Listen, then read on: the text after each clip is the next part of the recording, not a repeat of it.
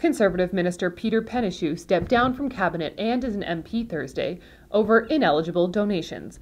The former Labrador MP has repaid $30,000 in donations after questions surfaced about his 2011 campaign finances.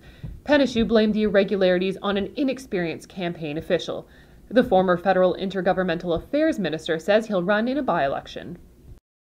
Conservative ministers have been busy this week, from repaying finances to making budget announcements. Finance Minister Jim Flaherty told reporters Thursday that the 2013-2014 budget will be tabled in the House of Commons on March 21st. Now we're going to have a budget the 21st day of March, so in the House of Commons, as usual on March 21st, which, as you know, is 1 week today, before the end of the fiscal year. Just last week, Flaherty met with private sector economists who predicted a gloomier than expected GDP growth at just 1.7%. And another MP has dropped out, this time from the federal Liberal leadership race. Canada's first astronaut Marc Garneau withdrew his nomination from the race Wednesday after an internal poll of 6,000 people showed frontrunner Justin Trudeau's lead was insurmountable. He had 72% of the support. I had 15% of the support, and my colleague Joyce had 7.4%, and my colleague Martha had 5.2%. Garneau thanked his supporters, saying he is proud of the work he accomplished throughout the campaign. The retired Navy captain has since endorsed Trudeau. I came to the conclusion that I could not win because Justin was going to win. I am, from a logical point of view, a loyal soldier, and I will support the leader, and that leader will be Justin Trudeau. At a press conference yesterday, Prime Minister Stephen Harper extended Canada's role in Mali indefinitely. Canada was scheduled to end its mission in Mali, which amounts to a lone C-17 transport aircraft, on Friday. Harper said the plane will, quote, remain there as long as we feel there is a need. So we're here now with James Munson, who's going to talk to us a little bit about his mining series. The last of the installments comes out on Monday. So James, where did you get the idea for this series, and why do mines in Mexico matter to people living in Ottawa? Well, Canada has one of the biggest mining industries in the world, and there's been many years that civil society groups have been saying that the Canadian industry in particular has been notorious for environmental damage or human rights abuses and disrupting local governments wherever it operates. It's a pretty wide claim, and it's important to sort of figure out what really causes bad mines to sort of erupt and why do good operations sort of continue smoothly. I decided to go to Mexico partly for reasons of proximity, but also because it's one of the places where Canada is one of the largest investors in mining. And so the Canadian government has responded to these allegations with the creation of an office that's meant to resolve and mediate conflicts. And so one of the mines was the first test case of this office, the CSR office, based in Toronto. Mm-hmm.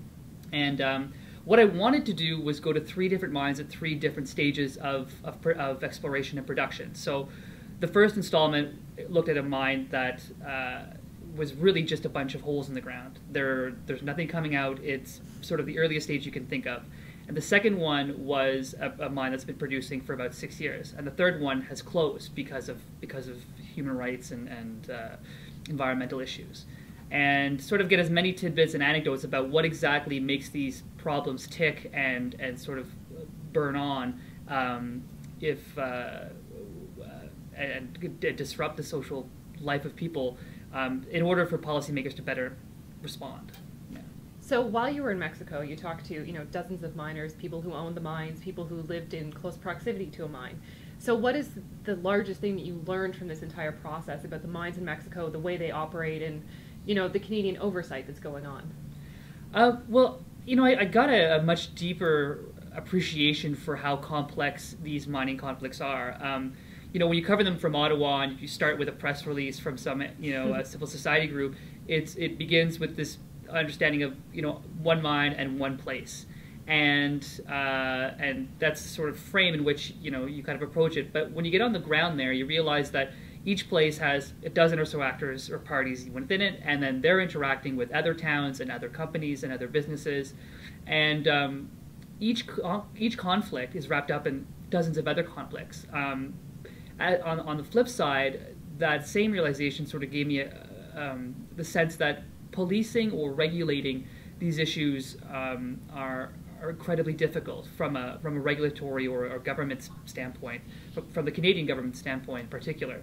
And so what I hope to do is hopefully engage more people involved here, especially on the civil society side, on how exactly they would like to see better regulatory approach from Canada, because it's so complex and it involves developing relationships, I think, with the governments overseas, in this case Mexico. Mm-hmm. So in the last two installments, we had some very heartfelt interviews with people, who had worked in the mine or lived nearby. So what can we expect in the third installment, which does come out Monday, the final one? Yeah, well, the final one is about a mine owned by a company called Blackfire out of Calgary.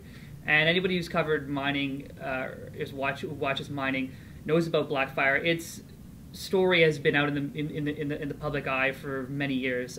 Its issues with an activist that was murdered, as well as corruption. So that's all sort of old news. But when I went and got there was sort of information about how the relationship between the company and the community began, and why it's slow negative direction, or breakdown in a relationship began, and hopefully people will learn quite a bit about the origins of the conflict and what happens to a company's reputation, what happens to a company's business venture, because once it's closed because of basically a social or political reason, that's money that's gone. Mm-hmm. And so I hope to give people a sense of the real risks of not paying attention to social and political powers around their mine operations. Well, we look forward to reading it on Monday. Thanks very much.